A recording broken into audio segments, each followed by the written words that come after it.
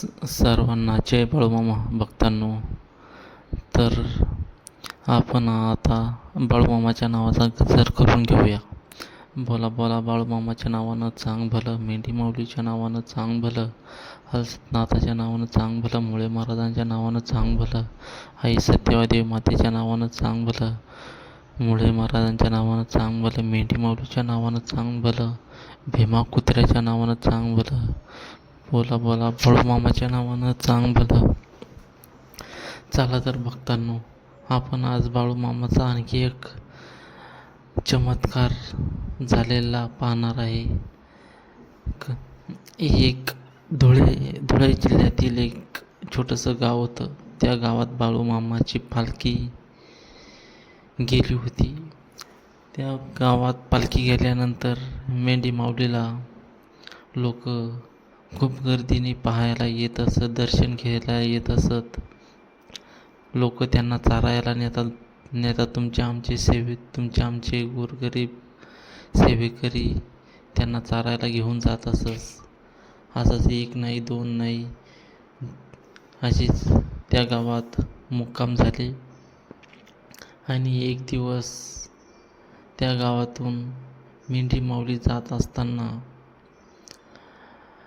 तर कोणी मायमाऊली त्या मेंढ्यांना बकऱ्यांना खायला गहू, ज्वारी, मका असंच वेगवेगळं धान्य खायला घाली.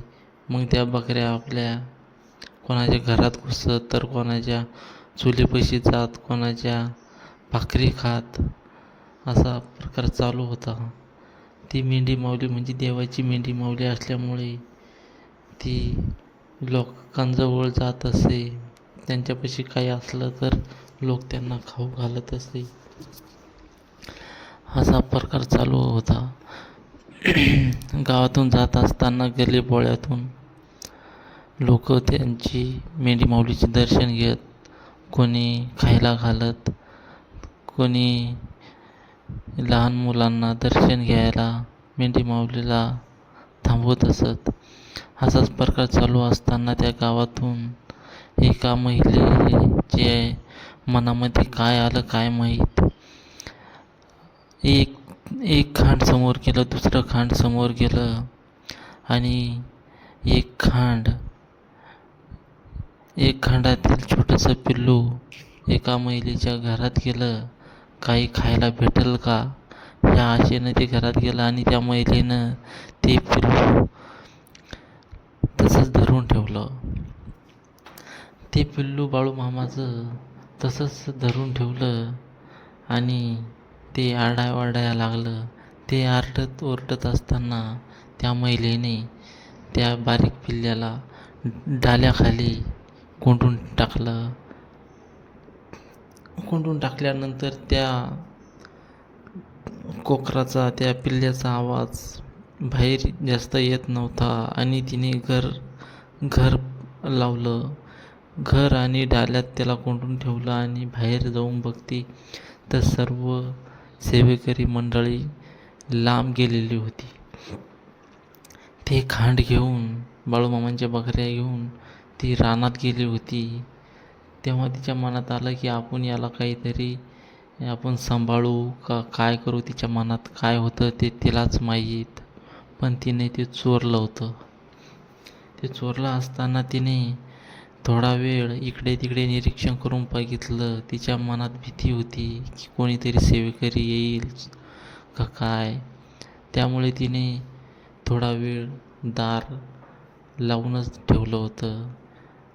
मग तिने थोड्या वेळानंतर ते दार उघडलं आणि ते पिल्लू ओरडायचं थांबलं. मग तिने ते हळूसकून डालं उघडून बघितलं तर काय बघतांनो, तो बाळूमामा जगाचा पालन करता. बाळूमामाने सांगितलंय, जो माझ्या मेंढीच्या केसांना किंवा माझ्या बकऱ्यांच्या केसांना हात जरी लावल तर त्याचा हात बाळू धनगर 6 महिन्याच्या आत काढून घेईल तरच बाळप्पा धनगर नाव सांगेल. बाळूमामा म्हणजे साधा सुद्धा देव नाही. बाळूमामा हा रुद्राचा अवतार आहे, ब्रह्मांड नायक आहे, जगाचा पालनकर्ता आहे, जगाचा मालक आहे. त्याच्या मेंढी माऊलीला लपवून ठेवणं किंवा हे. मग त्या महिलेच्या मनात विचार आला की आपण आता या पिल्ल्याला उघडून पाहू.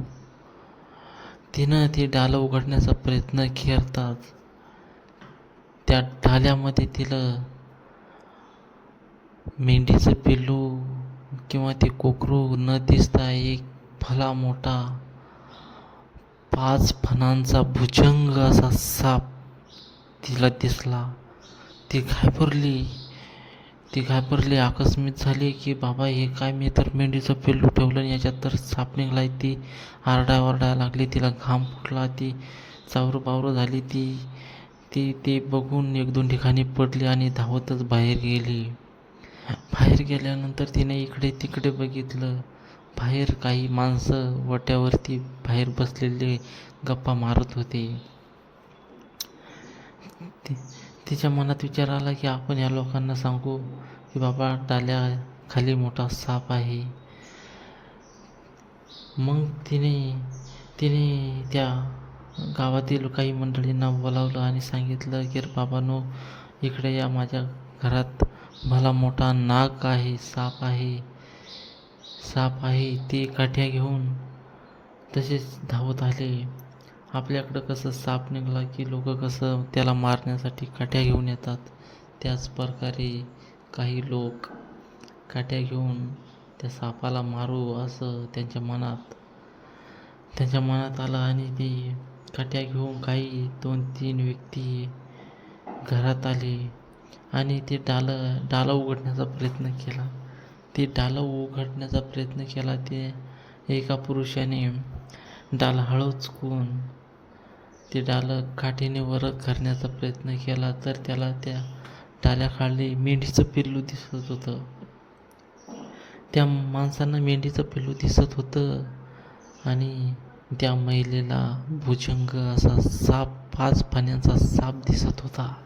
बघा भक्तांनो, बाळूमामांची लीला अपरंपार आहे.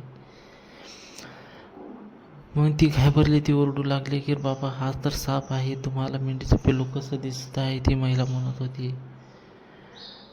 मग ते लोक म्हणत होते, अगं बाई, हा साप नाही, हे तर मेंढीचं पिल्लू आहे. तुझा काय प्रकार झाला आम्हाला पहिले सर्व सांग. मग तिला घाम फुटला आणि ती घाबरत त्या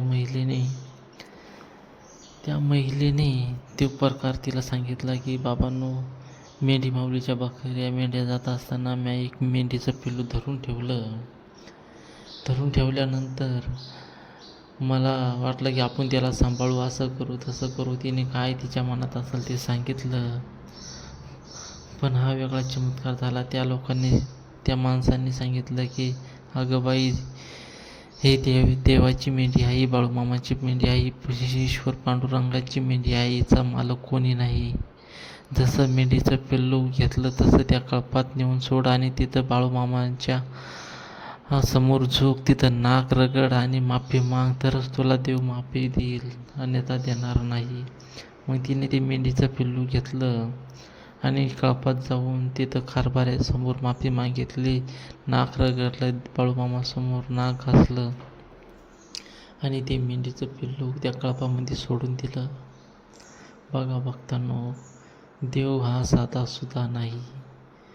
देवाची मेंढीचं पिल्लू काय, बाळूमामांच्या बकऱ्यातलं, बाळूमामांच्या तळावरचा सुतळीचा तोडासुद्धा चोरीलाच गेलेला नाही आजपर्यंत आणि जाणारही नाही. ही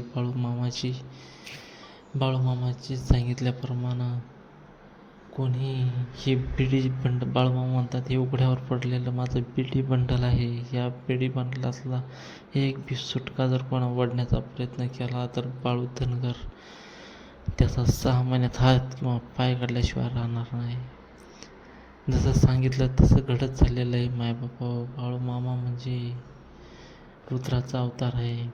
जर कोणाला आपल्या घरात कशाची जर आजारपण असेल, ते जात नसेल, तर बाळूमामाच्या बागेत जाऊन 1.25 महिना सेवा करा. तुम्हाला महिमा आल्याशिवाय राहणार नाही, तुम्हाला गुण आल्याशिवाय राहणार नाही, ही बाळूमामाची रीत आहे.